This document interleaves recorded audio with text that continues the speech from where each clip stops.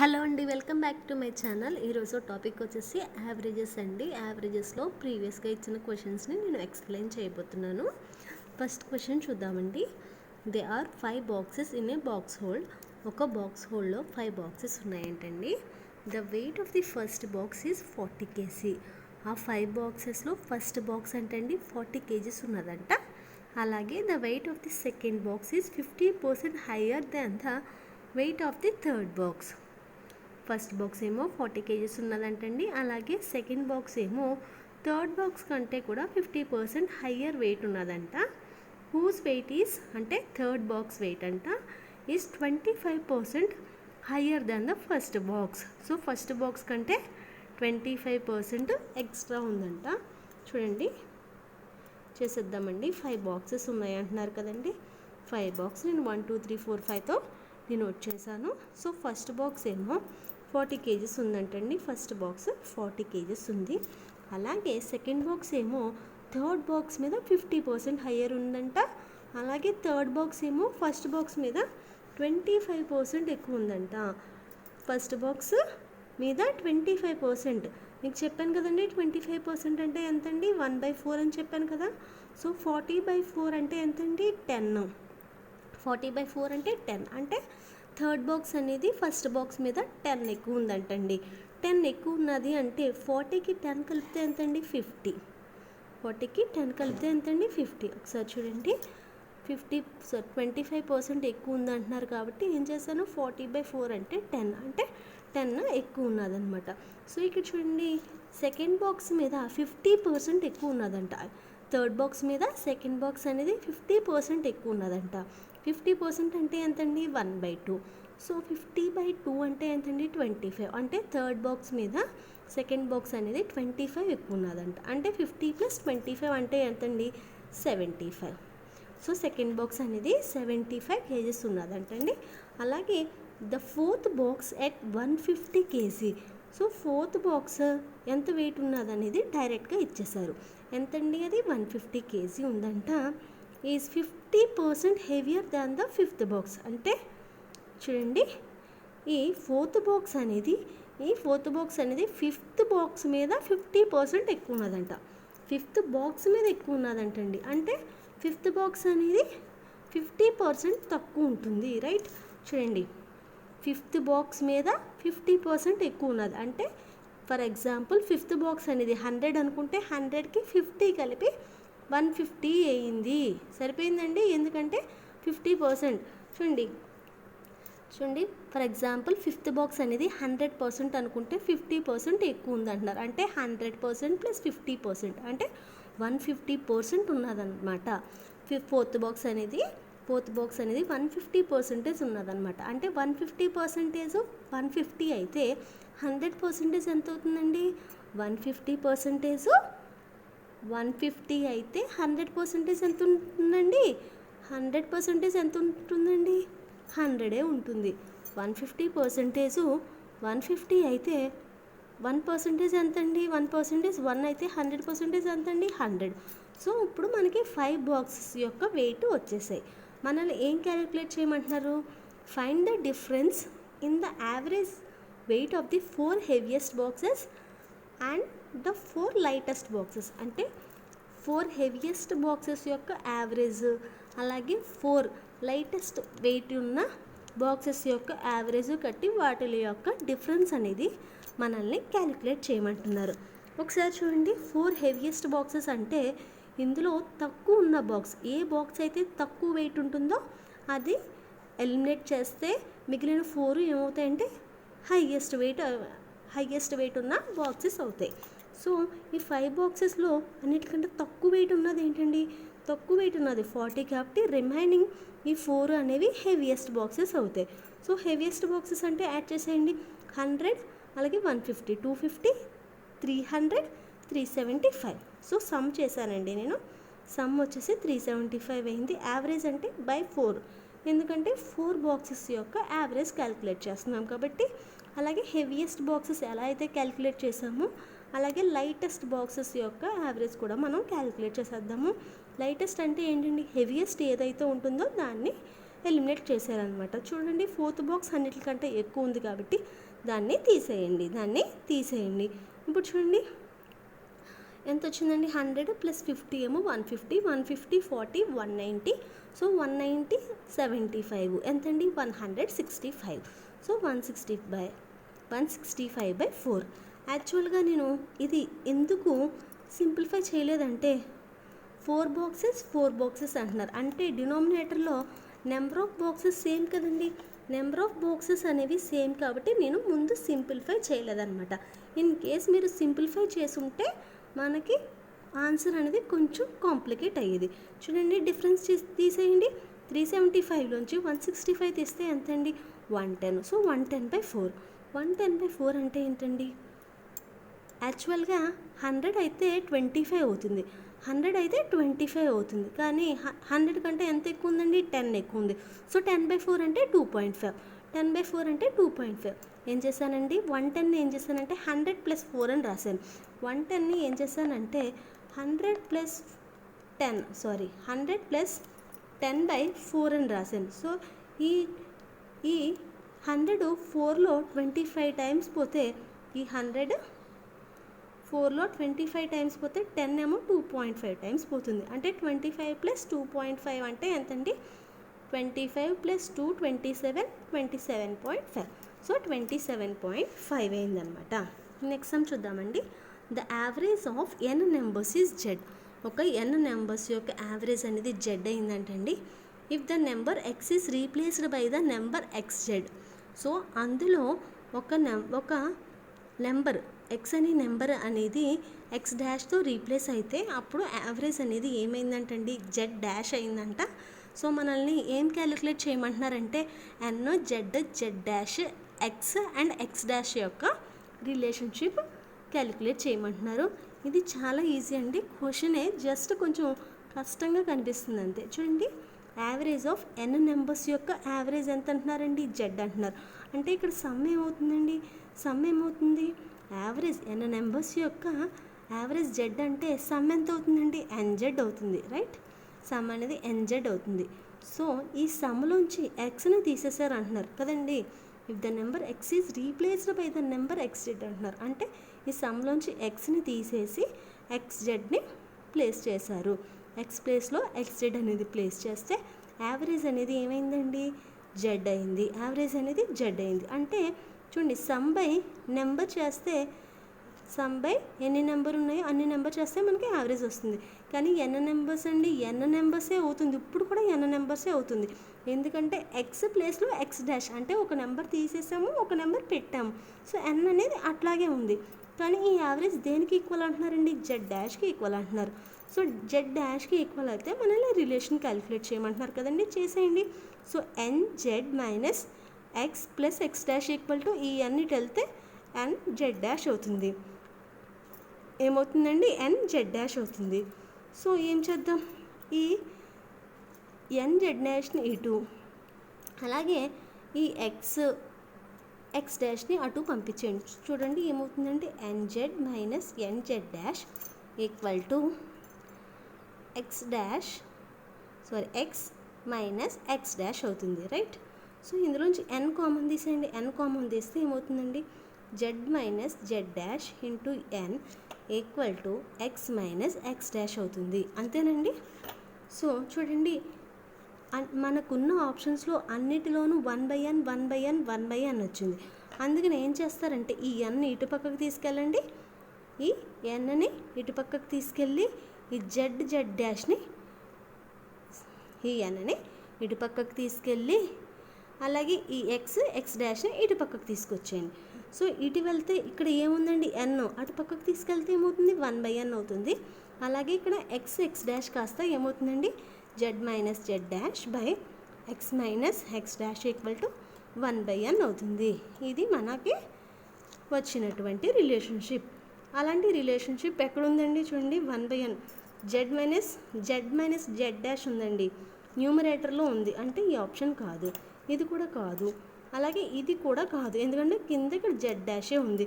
So C అనేది మన answer అవుతుంది. చూడండి Z minus Z dash by X minus X dash equal to 1/n. Just ఇది మనకి 30 సెకండ్స్లో వస్తుంది, కానీ క్వశ్చన్ చూసి భయపడి వదిలేస్తాం. ఇన్ కేస్ ఈ క్వశ్చన్ మళ్ళీ ఇచ్చినట్లయితే ఇంకా వదిలేయకండి, మీరు చేసేయండి. నెక్స్ట్ చూడండి, find the average of 4 numbers. ఒక 4 నెంబర్స్ ఇచ్చారండి. ఆ 4 నెంబర్స్ కూడా ఫ్రాక్షన్స్ అనమాట. ఆ ఫ్రాక్షన్స్ ఏంటండి, 2 3/4, 4 4/5, అలాగే 5 1/5, అలాగే 3 3/4. సో ఈ 4 నెంబర్స్ యొక్క యావరేజ్ అనేది క్యాలిక్యులేట్ చేయాలి. ఇది మిక్స్డ్ ఫ్రాక్షన్లో ఉంది కదండి, ప్రాపర్ ఫ్రాక్షన్లోకి కన్వర్ట్ చేసేయండి. 4 2s are 8, 8 ప్లస్ 3 ఎంత అండి, 11/4. సో అలాగే ఇక్కడ చూడండి, 4 5s are 20 ప్లస్ 4 24/5. అలాగే చూడండి 5 1/5 అంటే 25 ప్లస్ 1 26/5.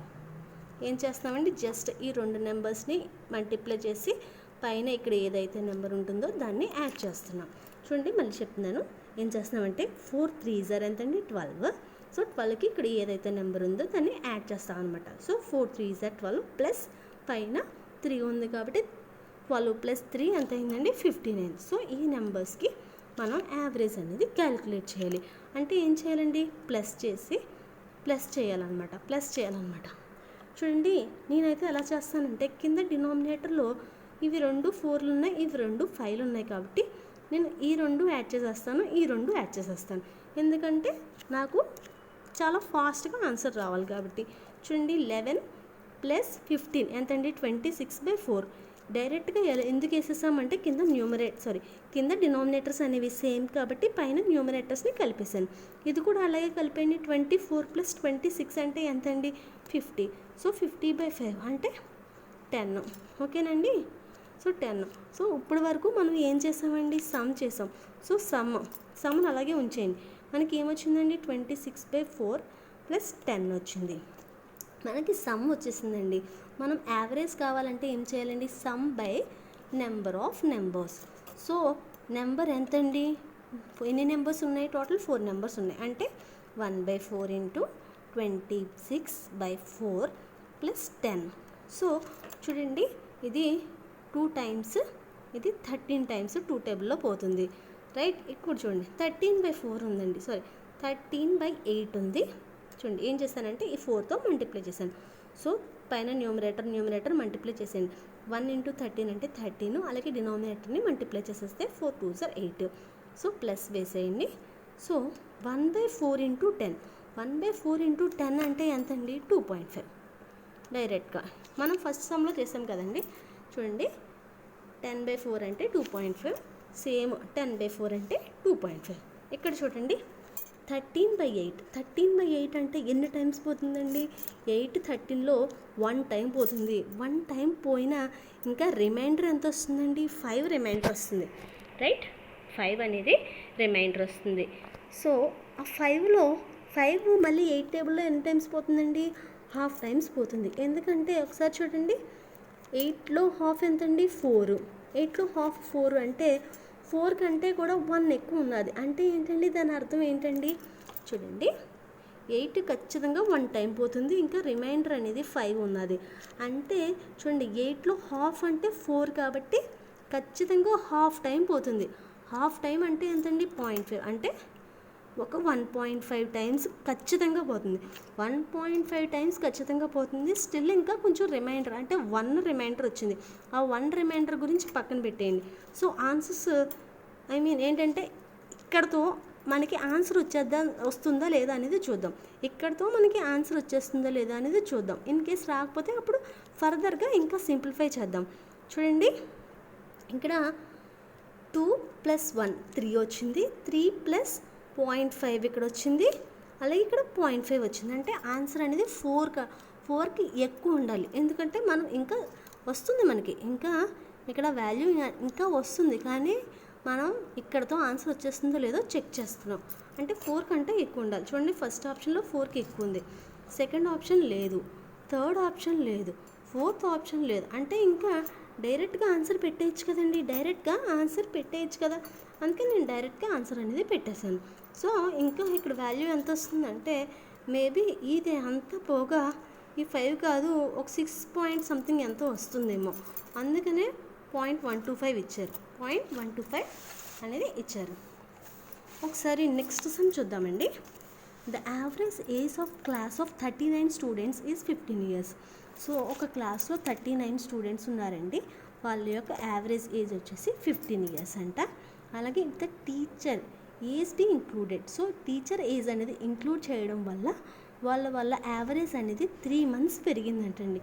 ప్రతి ఒక్కరి యావరేజ్ అనేది 3 months పెరిగినట్లయితే టీచర్ యొక్క ఏజ్ని క్యాలిక్యులేట్ చేయమంటున్నారు. చూడండి, ఇనీషియల్గా 39 స్టూడెంట్స్ ఉన్నారు. వాళ్ళ యొక్క యావరేజ్ వచ్చేసి 15 years. అలాగే టీచర్ని ఇంక్రీజ్ చేస్తే 39 members కాస్త 40 members అయ్యారు. సో 40 members పెరగడం వల్ల వాళ్ళ యావరేజ్ ఎంత పెరిగిందండి? 15 years ఉండేది 15 years 3 months పెరిగింది. 15 years 3 months పెరిగింది. అంటే డిఫరెన్స్ ఎంతండి? 39కి +1 కలిపితేనేమో 40. అలాగే ఈ డిఫరెన్స్ వచ్చేసి +3 months. సో నేను చెప్పాను కదండి, ఇక్కడ దీన్ని ఈ +1ని ఇక్కడ దీంతో మల్టిప్లై చేయండి. అలాగే ఈ 3 monthsని ఈ 39తో మల్టిప్లై చేసేయండి. సో 39 × 3 months + 15 years 3 months వచ్చింది. అంతే కదండి. సో ఇక్కడ చూడండి, ఈ 39ని నేను ఏం చేస్తున్నానంటే 36 + 3 అని రాసుకుంటున్నాను. 36 + 3 అని రాసుకుంటున్నాను. ఎందుకంటే మనకి ఇయర్స్లో కావాలి. 12 months అంటే 1 year. 12 months అంటే 1 year కాబట్టి 36 months అంటే ఏమైందండి? ఇక్కడ నాకు 3 years అయింది. నాకు ఇక్కడ 3 years అయింది. ఎందుకంటే 39 అనేది అటు ఇటు కాకుండా ఉంది కాబట్టి 36 + 3 అని ఎందుకు రాసుకుంటున్నానంటే 36 అంటే 3 years కాబట్టి 3 years అలాగే ఒక 3 months. ఎందుకంటే ఇంకొకటి 3 మిగిలిపోయింది కదండి. సో ఇవి ఏమవుతాయంటే మంత్స్, ఇవేమో ఇయర్స్, రైట్? సో నేను ఇయర్స్లోకి కన్వర్ట్ చేసుకున్నాను అనమాట. సో యాజ్ ఇట్ ఈస్ రాసిన 36ని ఏం రాసామండి? 3 years 3 months. సో దీన్ని ఇంటూ 3 monthsతో మల్టిప్లై చేయాలి. ఈ 39ని నేను ఇలా కన్వర్ట్ చేసుకున్నాను. ఇంకా ప్లస్ ఏమున్నదండి? 15 years 3 months ఉన్నది ఇంకా. సో మల్టిప్లై చేసేయండి. 3 3s are 9 అంటే ఇది 9 years అవుతుంది. అలాగే 3 3s are 9 అంటే ఇది 3 months అవుతుంది. ప్లస్ ఏముందండి మనకి 15 years 3 months ఉన్నది. సో యాడ్ చేసేయండి. 15 9 ఎంతండి? 24 అంటే 24 years. So 24 years. ఇక్కడ మంత్స్ ఎన్ని ఉన్నాయండి? 9 months 3 months కలిపితే 12 months వచ్చాయి. 12 months అంటే ఎంతండి? 1 year. అంటే 24 years + 1 year అంటే 25 years. అంటే ఎంత వచ్చిందండి? 25 years. ఎందుకంటే 12 months అంటే 1 year కాబట్టి ఈ 24కి 1 year కలిపేస్తే డైరెక్ట్గా 25 years అనేది వచ్చేసిందనమాట. నెక్స్ట్ సమ్, ఇది లేటెస్ట్గా ఐబీపీఎస్ పీఓలో ఇచ్చినటువంటి క్వశ్చన్ అండి. ఇది ఒక 2 years బ్యాక్ ఎస్బీఐ పీఓలో కూడా ఇచ్చినటువంటి క్వశ్చన్ అనమాట. అసలు ఈ క్వశ్చన్ వీడియో పాస్ చేసి చేయండి, ఎంత టైం పడుతుందో. అలాగే మీ టైంని క్యాలిక్యులేట్ చేసుకోండి.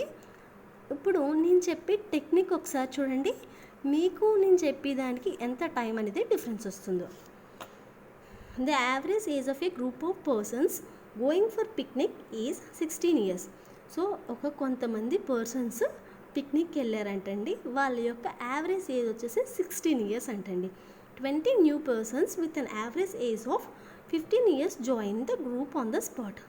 ఒక 20 న్యూ పర్సన్స్ వాళ్ళ యొక్క యావరేజ్ ఏజ్ వచ్చేసి 15 years అక్కడ ఈ గ్రూప్లో జాయిన్ అయ్యారంటండి. దానివల్ల వాళ్ళ యొక్క యావరేజ్ అనేది 15.5 years అయిందంట. సో మనల్ని ఏం క్యాలిక్యులేట్ చేయమంటున్నారంటే ఇనీషియల్గా పిక్నిక్కి ఎంతమంది వెళ్ళారు అనేది మనల్ని క్యాలిక్యులేట్ చేయమంటున్నారు. ఒకసారి చూడండి. ఫర్ ఎగ్జాంపుల్ నేను ఏమనుకుంటున్నానంటే n persons పిక్నిక్కి వెళ్ళారు అనుకుంటున్నాను. సో ఆ n persons యొక్క యావరేజ్ ఏజ్ ఎంతండి? 16 years, రైట్? ఒక పిక్నిక్ వెళ్ళిన తర్వాత ఒక 20 members జాయిన్ అయ్యారు.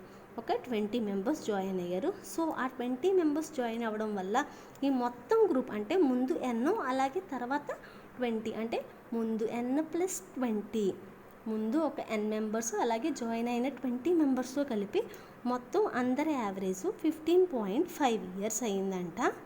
15.5 years అయిందంట. అలాగే 20 members జాయిన్ అయ్యారు కదండి. 20 మెంబర్స్ జాయిన్ అయ్యారు కదా, వాళ్ళ యొక్క యావరేజ్ ఏజ్ ఎంతండి? 15 ఇయర్స్ అంటున్నారు.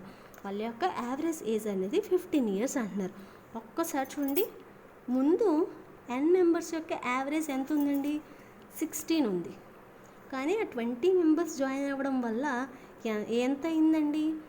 20 మెంబర్స్ జాయిన్ అవ్వడం వల్ల n మెంబర్స్ యొక్క యావరేజ్ అనేది 15.5 అయింది. అంటే ఎంత తగ్గింది? తగ్గింది కదండి, క్లియర్గా తెలిసిపోతుంది. 16 ఉండవలసింది 15.5 ఉందంటే తగ్గింది. అంటే ఒక 0.5 తగ్గింది. ఒక 0.5 తగ్గింది. ఎంతమందిది? n మెంబర్స్ది ఒక 0.5 తగ్గింది. అలాగే ఇది పక్కన పెట్టేసేయండి. ఇప్పుడు ఇది చూడండి, 20 మెంబర్స్ యావరేజ్ ఏజ్ ఎంతండి? 15 ఇయర్స్. 20 మెంబర్స్ది యావరేజ్ ఏజ్ 15 ఇయర్స్. సో ఈ 20 మెంబర్స్ ఎన్ అంటే ముందు ఒక ఎంతోమంది వచ్చారు కదండి, ముందు ఎంతో కొంతమంది వచ్చారు కదా, వాళ్ళతో కలవడం వల్ల వాళ్ళ యావరేజ్ ఏమైందంటండి? ఒక 0.5 పెరిగింది. ముందు 15 ఉండేది, కానీ తర్వాత ఒక 0.5 పెరిగి ఎంత అయిందండి? 15.5 అయింది. అంటే ఈ 20 మెంబర్స్ యొక్క యావరేజ్ ఏజ్ అనేది ఒక 0.5 ఇయర్స్ పెరిగింది. ఒక 0.5 ఇయర్స్ పెరిగింది. అంటే ఫర్ ఎగ్జాంపుల్ చూడండి, ఇక్కడ n మెంబర్సే పిక్నిక్లో ఉన్నట్లయితే, వీళ్ళు రాలేనట్లయితే వాళ్ళ ఏజ్ పెరిగిదా? వాళ్ళ ఏజ్ తగ్గిదా? తగ్గేది కాదండి. అలాగే ఈ 20 మెంబర్స్ వీళ్ళతో కలవకపోతే వాళ్ళ ఏజ్ కూడా పెరిగేది కాదు. చూడండి, 20 మెంబర్స్ది ఎంత పెరిగిందండి? 0.5 పెరిగింది. n మెంబర్స్ది 0.5 తగ్గింది. యావరేజ్ చూడండి, యావరేజ్ సరిపోతుంది కదండి. సో ఇక్కడ n మెంబర్స్ది ఎంత అయితే తగ్గుతుందో ఇక్కడ n మెంబర్స్ది అంతే పెరిగినప్పుడే అందరి యావరేజ్ 15.5 అవ్వాలి. అందరి యావరేజ్ 15.5 అవ్వాలి. అంతేనండి. చూడండి, చిన్న ఎగ్జాంపుల్ చెప్తున్నాను. 1 2 3 ఉన్నది. 1 2 3 ఉంది. 1 2 3 యావరేజ్ ఏంటండి? 2. అంటే ఒక నెంబరు 2 కంటే తక్కువ ఉంది, ఒక నెంబర్ 2 కంటే ఎక్కువ ఉంది.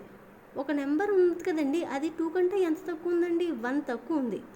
ఇక్కడ ఇంకొక నెంబర్ ఉంది కదండి, అది 3 కంటే ఎంత ఎక్కువ ఉంది? 1 ఎక్కువ ఉంది. అంటే ఈ 1ని తీసుకొచ్చి ఇక్కడికి ఇచ్చేస్తే ఏమవుతుంది? ఇది 2 అవుతుంది. అలాగే 1 ఇచ్చేసాం కాబట్టి ఈ నెంబర్ కాస్త 2 అవుతుంది. సేమ్ టెక్నిక్ అండి, సేమ్ టెక్నిక్. చూడండి, ఈ n మెంబర్స్ది 16 కాస్త ఒక్కొక్కరిది 0.5 0.5 0.5 తరిగి 15.5 అయింది. అలాగే 20 మెంబర్స్ది ఒక 0.5 0.5 0.5 యాడ్ అయ్యి 15.5 అయింది. ఇక్కడ చూడండి, మొత్తం టోటల్ నెంబర్స్ది 15.5. ఇక్కడ n మెంబర్స్ది 0.5 తగ్గితే ఇక్కడ 20 మెంబర్స్ది 0.5 పెరిగింది. అంటే ఏంటి? ఇనీషియల్గా ఎంతమంది ఉన్నారు? 20 మెంబర్స్ ఉన్నారు.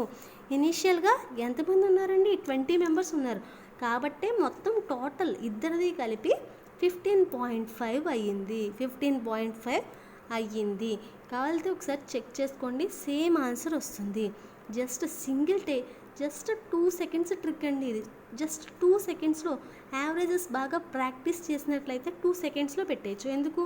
మొత్తం అందరిది 15.5 ఉంది, కొంతమందిది 0.5 తగ్గింది, కొంతమంది 0.5 పెరిగింది. అంటే ఎంతమందిది అయితే 0.5 తరిగిందో అంతమందిది 0.5 పెరిగినప్పుడే మొత్తం అందరిది కలిపి యావరేజ్ 15.5 అవ్వాలి. నేను ఫస్ట్ స్టార్టింగ్ ఇంట్రడక్షన్ నుంచి చెప్తున్న కాన్సెప్ట్ ఇదేనండి. నెక్స్ట్ చూద్దాం. నెక్స్ట్ కూడా సేమ్ కాన్సెప్ట్ అండి. ఇది కూడా ఒక 2 ఇయర్స్ SBI POలో ఇచ్చారు. అలాగే RRB PO, రీసెంట్గా IBPS POలో కూడా ఇచ్చినటువంటి క్వశ్చన్. ఇది RS అగర్వాల్లో కూడా ఉందండి. చూడండి, in a school with 600 students, ఒక స్కూల్లో 600 స్టూడెంట్స్ ఉన్నారంటండి. అందులో the average age of boys is 12 years. అందులో బాయ్స్ యొక్క యావరేజ్ ఏజ్ ఏమో 12 ఇయర్స్ అంట. అలాగే గర్ల్స్ యొక్క యావరేజ్ వచ్చేసి 11 ఇయర్స్ అంట. The average age of the school అంటే మొత్తం స్కూల్ అంతటిది, అంటే ఈ 600 స్టూడెంట్స్ది కలిపి యావరేజ్ అనేది 11 ఇయర్స్ 9 మంత్స్ అయితే స్కూల్లో ఎంతమంది గర్ల్స్ అనేది ఉన్నారు అంటున్నారు. చూడండి, 600 స్టూడెంట్స్ ఉన్నారు కదండి. సో 600 స్టూడెంట్స్ ఉన్నారు, వాళ్ళ యొక్క యావరేజ్ ఏజ్ ఎంత అంటున్నారండి? చూడండి, ఇక్కడ ఇచ్చారు average age of the school అంటే 600 స్టూడెంట్స్ది 11 ఇయర్స్ 9 మంత్స్ అని ఇచ్చారు. సో ఇందులో కొంతమంది బాయ్స్ ఉన్నారు, అలాగే కొంతమంది గర్ల్స్ కూడా ఉన్నారు. సో గర్ల్స్ యావరేజ్ వచ్చేసి 11 ఇయర్స్ అంట, అలాగే బాయ్స్ యావరేజ్ వచ్చేసి 12 ఇయర్స్ అంట. సో మనల్ని ఎంతమంది గర్ల్స్ ఉన్నారు అని క్యాలిక్యులేట్ చేయమంటున్నారు. ఒకసారి చూడండి, టోటల్ 600 స్టూడెంట్స్కి యావరేజ్ ఎంత ఉందండి? 11 ఇయర్స్ 9 మంత్స్ ఉంది. అంటే గర్ల్స్ ఎక్కువ ఉన్నారండి, తక్కువ ఉన్నారండి? తక్కువ ఉంది. ఎంత తక్కువ ఉంది? 9 మంత్స్ తక్కువ ఉన్నది, అంతే కదండి. చూడండి, 11 ఇయర్స్ 9 మంత్స్ ఉండవలసింది 11 ఇయర్సే ఉంది. అలాగే బాయ్స్ చూడండి, 11 ఇయర్స్ 9 మంత్స్ ఉండవలసింది 12 ఇయర్స్ ఉన్నారు. అంటే ఇంకొక 3 మంత్స్ ఎక్కువ ఉన్నారు. ఎందుకంటే చూడండి, జస్ట్ 9 మంత్స్కి 12 ఇయర్స్కి అంటే డిఫరెన్స్ 3 మంత్స్ కాబట్టి ఒక్కొక్క బాయ్ 3 మంత్స్ ఎక్కువ ఉంటే ఒక్కొక్క గర్ల్ 9 మంత్స్ తక్కువ ఉన్నారు కదండి. సో టోటల్ యావరేజ్ మొత్తం ఈ బాయ్స్ది గర్ల్స్ది కలిపి 11 ఇయర్స్ 9 మంత్స్ అవ్వాలంటే ఇది ఈక్వల్ అవ్వాలి. ఇక్కడ 3 మంత్స్ ఎక్కువ ఉన్నారు, 9 మంత్స్ తక్కువ ఉన్నారు. అంటే ఓవరాల్గా ఒక బాయ్ ఒక గర్లే ఉన్నారనుకుందామండి. ఒక బాయ్ ఒక గర్ల్ ఉన్నారనుకుంటే బాయ్స్ 3 మంత్స్ ఎక్కువ ఉన్నారు, గర్ల్స్ అనేవాళ్ళు 9 మంత్స్ తక్కువ ఉన్నారు. అంటే స్టిల్ ఇంకా ఒక 6 మంత్స్ తక్కువే ఉన్నారు. అవునండి, ఒక బాయ్ ఒక గర్లే ఉన్నారనుకుందామండి. వీళ్ళు ఉండవలసిన దానికంటే 9 మంత్స్ తక్కువ ఉన్నారు, వీళ్ళు ఉండవలసిన దానికంటే 3 మంత్స్ ఎక్కువ ఉన్నారు.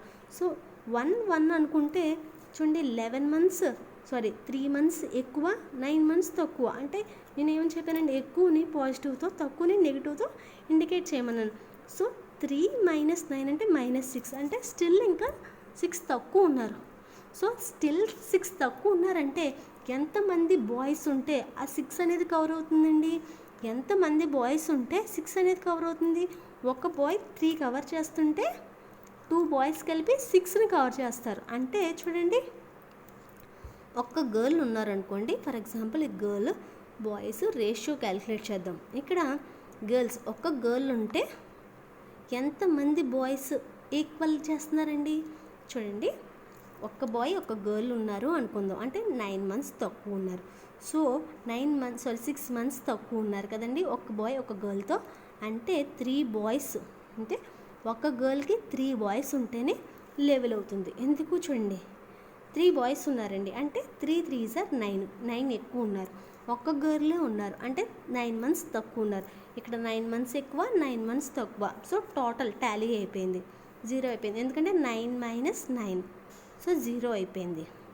అర్థమైందండి? జస్ట్ సింపుల్ ట్రిక్ అనమాట, సింపుల్ ట్రిక్. చూడండి, ఏంటంటే గర్ల్స్ అనేవాళ్ళు 9 మంత్స్ తక్కువ ఉన్నారు, బాయ్స్ అనేవాళ్ళు 3 మంత్స్ ఎక్కువ ఉన్నారు. సో టాలీ చేయాలంటే ఏం చేయాలండి? ఒక గర్ల్కి ఎంతమంది బాయ్స్ ఉండాలి అనేది క్యాలిక్యులేట్ చేయాలి. ఫర్ ఎగ్జాంపుల్ 1 గర్ల్ ఉన్నారనుకో, 9 మంత్స్ తక్కువ ఉంటారు కాబట్టి ఆ 9 మంత్స్ని ఎంతమంది బాయ్స్ అనేది ఫిల్ చేయగలరు అని చూడాలన్నమాట. సో 3 బాయ్స్ ఉంటే 3 × 3 = 9 కాబట్టి ఇక్కడ 9 ఎక్కువ, 9 తక్కువ. సో ఈక్వల్ అయిపోయింది. అంటే బాయ్స్ గర్ల్స్ ఏ రేషియోలో ఉన్నారంటే 3:1. సో 3:1 రేషియోలో ఉంటే గర్ల్స్ ఎంతమంది ఉంటారండి? 1/, టోటల్ ఎంత అండి? 3 + 1 అంటే 4 × 600. సో 600 అంటే 150.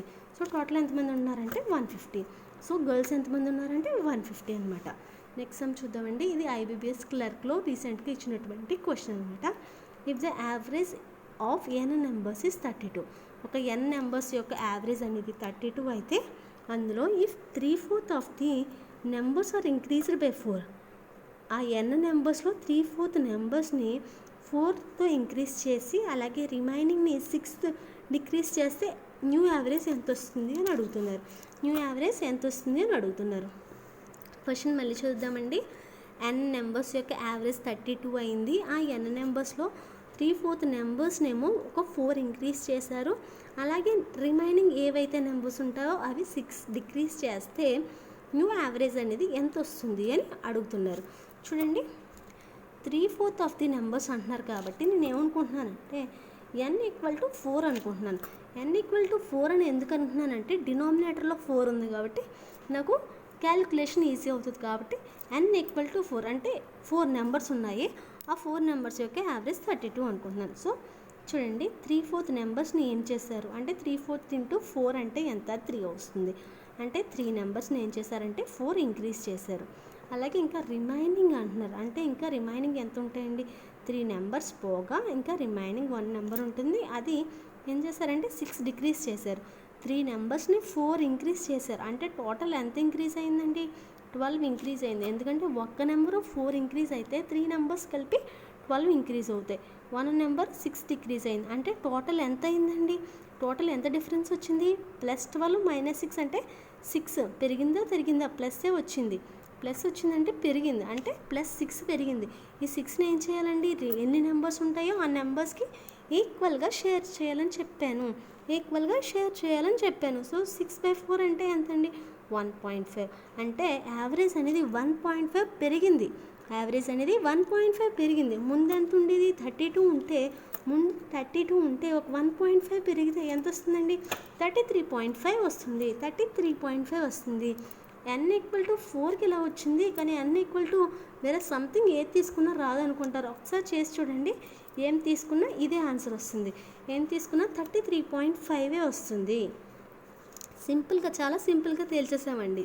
ఏం చేసాము, n = 4 అనుకున్నాం, 3/4 నెంబర్స్ కాబట్టి 3/4 నెంబర్స్ కాబట్టి 3/4 ఇంటూ టోటల్ నెంబర్స్ 4 అనుకుంటున్నాం కాబట్టి, సో ఒక 3 నెంబర్స్ 4 ఇంక్రీజ్ చేసాము. అంటే 3 నెంబర్స్ని 4 ఇంక్రీజ్ చేసామంటే ఒక్కొక్క నెంబర్ని 4 ఇంక్రీజ్ చేసాము కాబట్టి టోటల్ 12 ఇంక్రీజ్ అయింది. అలాగే రిమైనింగ్ నెంబర్ అంటే 3 నెంబర్స్, 4 నెంబర్స్లో 3 నెంబర్స్ పోగా ఇంకా 1 నెంబర్ మిగిలింది. ఆ 1 నెంబర్ కాస్త 6 డిక్రీజ్ అయింది. అంటే టోటల్ ఏమొచ్చిందండి, 12 ఇంక్రీజ్ అయింది, 6 డిక్రీజ్ అయింది. అంటే 12 ఇంక్రీజ్ అయింది, 6 ఇంక్రీజ్ అయింది. 12 ఇంక్రీజ్ అయింది, 6 డిక్రీజ్ అయిందంటే టోటల్గా ఓవరాల్గా ఏం చెప్పానండి, పెరిగితే ప్లస్, తగ్గితే మైనస్ అనుకోమన్నాను కదా. సో 12 - 6 అంటే 6 + 6. సో +6 అంటే యావరేజ్ అనేది ఇంక్రీజ్ అవుతుంది. ఎంత ఇంక్రీజ్ అవుతుందంటే 6 ఎన్ని నెంబర్స్ ఉంటే అన్ని నెంబర్స్కి ఈక్వల్గా షేర్ చేయాలి. సో 4 అంటే 6/4 అంటే 1.5 కాబట్టి యావరేజ్ అనేది ఒక 1.5 ఇంక్రీజ్ అవుతుంది. సో 32, ముందున్న యావరేజ్ 32 కాబట్టి ఇప్పుడు ఇంకొక 1.5 పెరిగి టోటల్ 33.5 అయింది. నా వీడియో కనుక మీకు నచ్చినట్లయితే నా వీడియోకి లైక్ చేయండి, అలాగే నా ఛానల్కి సబ్స్క్రైబ్ అవ్వండి. నా వీడియో కూడా షేర్ చేయడం మర్చిపోవద్దు. Thank you for watching my videos.